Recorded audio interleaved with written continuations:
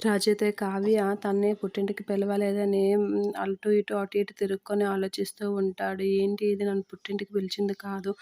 దీనికి ఎంత పొగరు అనేది అనుకుంటూ ఉంటాడు. అదే టైంలో కావ్య వాళ్ళ బామ్మ వచ్చి, "ఏంటి రాజు ఏంటి ఇలా సతమతమవుతున్నావు? దీనికి కంగారు పడుతున్నావు" అని అంటే, వాళ్ళు కలిసి అక్కడికి వెళ్తారంట అనేత అంటూ ఉంటాడు. "అవునా! నాకు తెలుసు" అనంటే, "ఏంటి బామ్మ నీకు కూడా తెలుసా?" అనేత అంటూ ఉంటాడు. "అవునురా! ఇంటి పెద్దగా ఉండి నాకు ఈ విషయం తెలియకపోవడం ఏంటి? నాకు కూడా తెలుసు" అనంటే, "ఏం తెలుసు నీకు?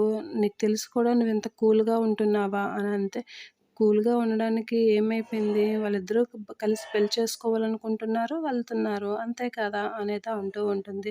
"ఏంటి పెళ్లి చేసుకోవాలనుకుంటున్నారంటే, నువ్వు కావ్యని పెళ్లి చేసుకున్నావు కదరా! అలానే వాళ్ళు కూడా పెళ్లి చేసుకోవాలనుకుంటున్నారు" అనేత అంటూ ఉంటుంది. "మా పెళ్లి గొడవ నీకెందుకులే" అనంటే, "కాబోయే భార్యని బయటకి తీసుకెళ్ళడంలో తప్పేం లేదు. అందుకే బయటికి కాశీ తీసుకెళ్ళాలని అనుకుంటున్నాడు మన మేనేజర్.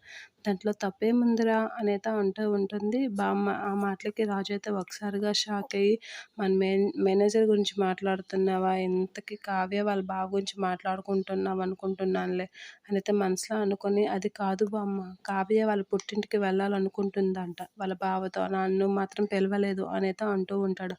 "అవునా! కావ్య అంత పని చేస్తుందా? అడుగుతానంటే, వాళ్ళ అమ్మగారు వాళ్ళిద్దరినే పిలిచారంట, నన్ను పిలవలేదంట" అనంటే, "అవునా! కనకంకి ఎంత ధైర్యం నిన్ను పిలవకుండా వాళ్ళ బావని పిలిచింది" అని చెప్పేసి ఫోన్ మాట్లాడి చెడామడా కడిగేస్తూ ఉంటుంది రాజు ముందు కనకాన్ని.